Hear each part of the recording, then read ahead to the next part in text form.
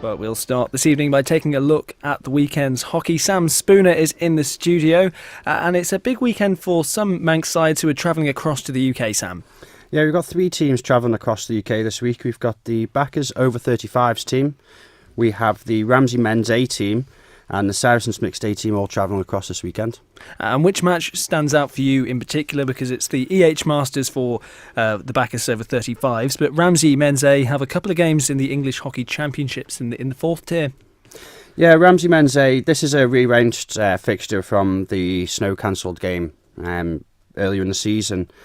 Ramsey men's A have been looking good this season. They've been looking very, very strong, and I think they're going to go out to this game with the expectation of a win, and I think they should do as well. They've deserved the plaudits they've been receiving so far this season.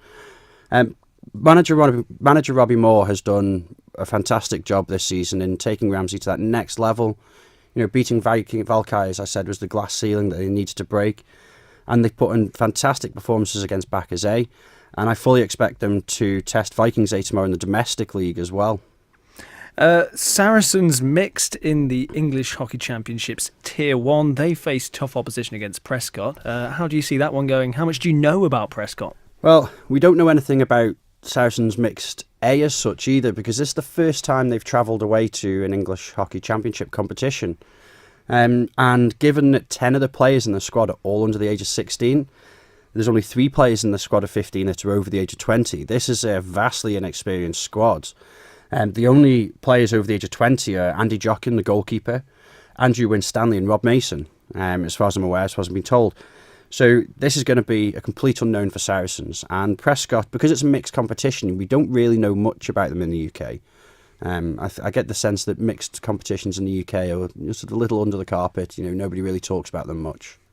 I ask this question quite a lot. How much of an advantage or disadvantage is that? Is it better to know your opponents or to go in having no idea what they're about and having to play your A game? It's certainly more fun going in not knowing necessarily what to expect. I mean, obviously on the Isle of Man, you get to know the players you're playing against. You generally don't move levels so much, so you understand how that player is going to react, how they're going to play. So you can almost expect what they're going to do, whereas when you're playing a complete unknown, you're operating on instinct. And how do you see the games going? I mean, as you say, you don't know too much about the teams from the UK, but you know more about the Manx sides. Are you confident that they can fly the flag of the Isle of Man high and come back with some positive results? We'll start with Backers over 35s. They did a fantastic job last year. They brought a couple of players in, I'll say on loan, but because it's a separate sort of veterans competition, they can bring players in from other teams on the Isle of Man. So you've got Donna Shimon from Valkais being brought in this year again, and Julie Burrows being brought in from Valkais and Ramsey, respectively. They went out in the quarterfinals last year, but that's not to say that they didn't perform very well. They performed incredibly well just to get that far. And really, their team hasn't changed that much. Sharon Pope and Joe Hicks and Niamh Goddard, the 3 players that I can pick out that are still playing senior hockey at a very good level that will stand them in good stead. And I think they'll come away with that win. And they do have, as you say, some very talented players, the Backers over 35s. You wouldn't believe they're over 35, some of them. Have to get that one in. There's some local action this weekend, of course, in the PwC Men's Premier League. The match you're highlighting for us this Friday, this evening, is Vikings B against Backers B. 2 teams who suffered heavy defeats themselves last week. They'll both be looking for a response. Which way do you see this one going? Well, Backers B, the only player they have missing this week is Tony Bentley-Roberts. He's been called up to the first team. They've got a shortage there. So they're still a strong side. Craig Lees has scored. They've only scored 2 goals this year, whereas Vikings haven't scored any. Vikings are second from bottom on the table purely on account of goal difference. They've conceded much less goals with their desperate defending and I'll say good defending, with some young players in their squad. But this week, it's probably the strongest squad they've been able to put out this season. They've been able to bring in the likes of Nathan Evans, who's returned sufficiently from injury to be called up to the B team. You've got Archie Cayley that's been called up as well. And you've got Kyle Watson coming back into the squad as well. You've got all those youth players that have been able to now be brought into the B team. They've been bedded in the C team together. Now they're all coming through. A worthy mention to Max Kermode as well. And, well, as I say, both teams suffered heavy defeats. Vikings haven't scored. Vikings B haven't scored all season, but they are second bottom only on goal difference. Backers B, on the other hand, lost 9-1 last week.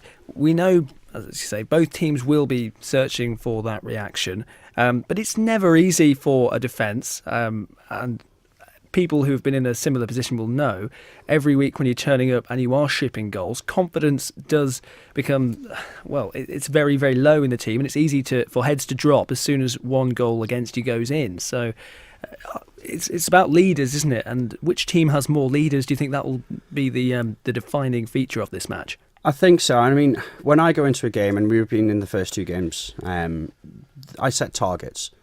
And the youngsters coming in, the first question one of them asked me was, "What if I don't do very well?" I posed an answer to that to say, "Well, there's no expectation on any of us to do anything here. So if we concede less than 5 goals, we've won. We've exceeded our expectations."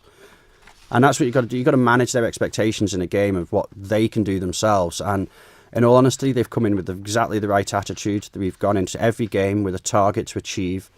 And we've achieved it in every game. Although it's been a 4-0 and a 7-0 loss, our expectations, we were never going to win those games. We were always going to lose them. It was just a matter by how much, and that's where we set our targets.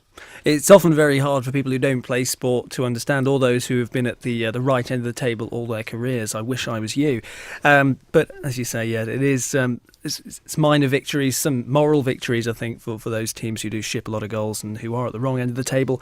But that's Vikings B versus Backers B in the PwC Men's Premier League tomorrow. Other fixtures in the Men's Premier: Ramsey A taking on Vikings A, and Backers A travel to Peel for a match with Valkyries A. And in the PwC Women's Premier League, Backers A take on Harlequins A, Valkyries A against Ramsey A, and Vikings A versus Castletown A. You'll cover all the hockey fixtures with Ed Oldham tomorrow, and we'll see you at Classifieds as well, will we? Absolutely, yep. A rarity. Thanks very much, Sam.